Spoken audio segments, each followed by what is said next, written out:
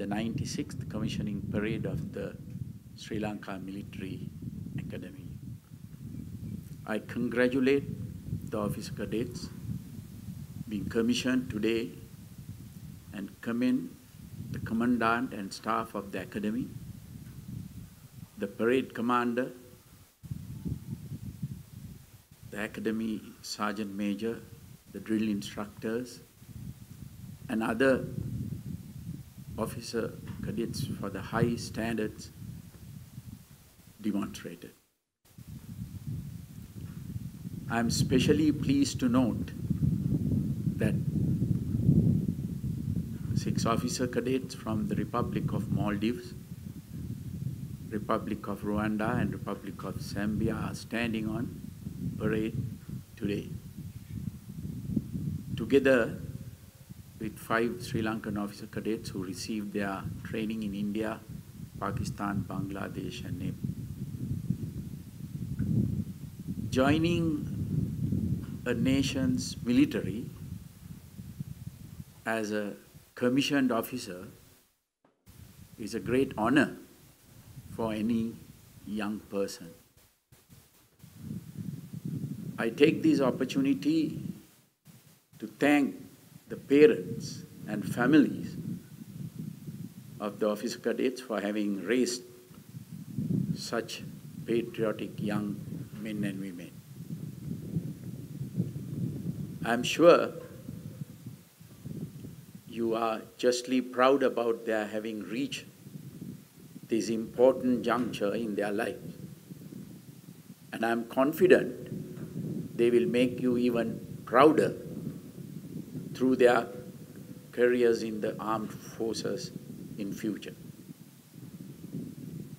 I stand here before you this morning as the 7th Executive President of the Democratic Socialist Republic of Sri Lanka and as your Commander-in-Chief. Nearly 50 years ago, however, I stood where all of you stand now as a young officer cadet in the commissioning parade of the Army's Intake 4.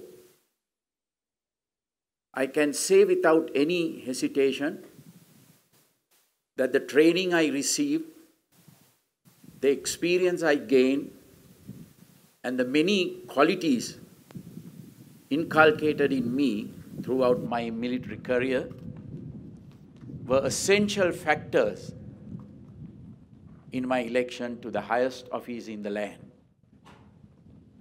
I therefore want to share with you some salient thoughts based on the experience I gained through my career that will stand you in good stead for yours. During your training, you will have understood that discipline of the highest degree is one of the most important aspects in a military officer's life. From the first day you entered this institution, making your bed as you wake up every morning, ensuring your clothes are ironed, your boots are polished, and that every aspect of your dress and appearance is immaculate was a key part of your training. Alongside the physical training, exercises, and drills that became part of your routine. There is a reason for this. The attention you pay to these simple tasks builds discipline. It fosters attention to details, and it provides a sense of accomplishment, no matter how small as you start your day. These are all essential qualities that will help you later in life, no matter where your career takes you. As a young officer in the Signals Corps, I used to observe how an adjutant would carefully balance the accounts of the PRI fund each evening, counting even small amounts of money several times and making sure it was securely locked in the safe. He paid such careful attention to this simple task because discipline and integrity are so integral to military life. This was an invaluable lesson for me as a young officer. During your time at the academy, most of the training exercises you engage in took place alongside your fellow officer cadets. Fostering this ability to work well together with others is one of the hallmarks of the military. There will be many situations in your life where no matter how capable or skilled you are as an individual, you will not be able to succeed without the support of others. Teamwork is therefore an essential life skill that needs to be cultivated. And your career in the military will provide you ample opportunities to do so. Particularly as officers, you must seek to develop your leadership skills further. When you are assigned to a unit, as you shortly will be, you will have to take responsibility for all your subordinates. As you rise through the ranks, your responsibilities will only increase. Someday, one of you may even become the commander of the army and be responsible for the entire organization and all the people in it. As you start on this journey, you must understand that the soldiers under your command are ordinary people and not supermen. It is your responsibility to ensure that you get outstanding results from such normal people. To do this, you must ensure that your unit is well trained, healthy, and fit for duty, and that their welfare is looked after, and that their morale is high. You must live alongside them, engage in physical training, sports, drills, weapon handling, and other exercises, and ensuring that their meals and accommodation is up to standard. As their leader, you will need to know a great deal about the people under you, their names, where they are from, what their families are like, and what their characteristics are. You must have a thorough knowledge of their potential so that you can determine in what capacities they can be deployed. It is only then that you will be able to get the best out of them and show your own capabilities as a leader. Learning how to motivate the people under your command is essential. Motivation helps people stay focused on their missions despite their setbacks, obstacles, and difficulties that arise from time to time. In the early 1980s, my commanding officer in the Gajaba regiment was General Vijay Vimalaratne. When the Gajaba regiment took over the northern province in 1984, after the war had broken out in earnest, General Vimalaratne told us that we must remain there until the war was fought to a conclusion, instead of being relieved at the end of our usual 6 months rotation.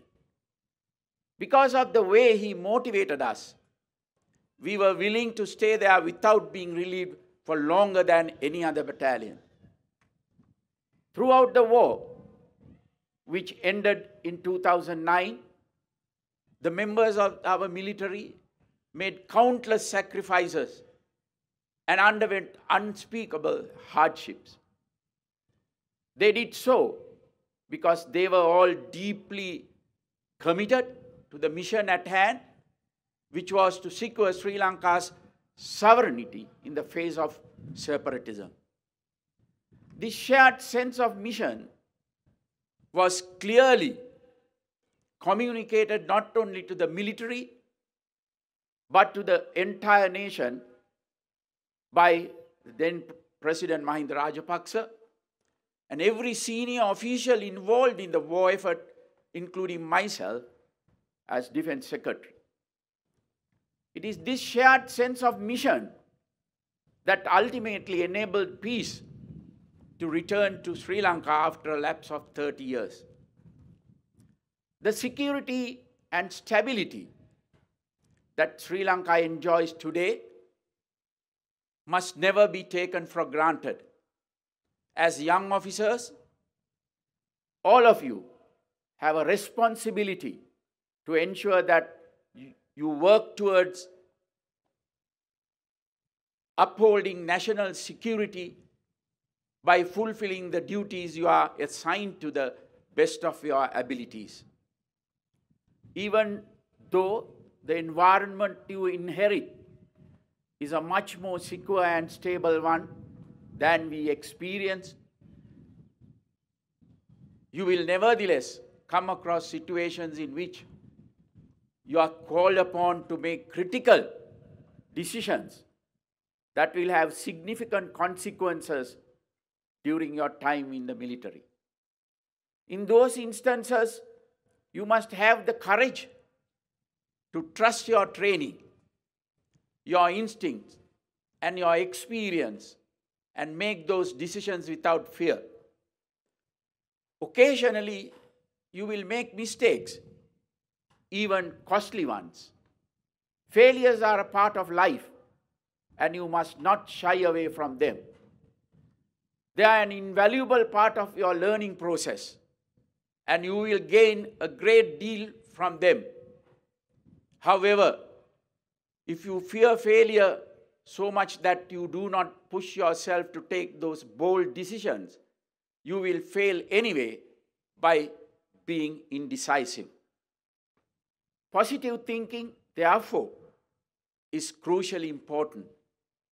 Optimism, self-belief, and confidence in yourself and those in your team will be at the heart of your success. As you step out today as the newest commissioned officers in the prestigious Sri Lanka Army, I hope you will take every opportunity to build on the training you have received and to keep improving yourself as you rise in your careers. In concluding, I take this opportunity to wish you every future success. Thank you.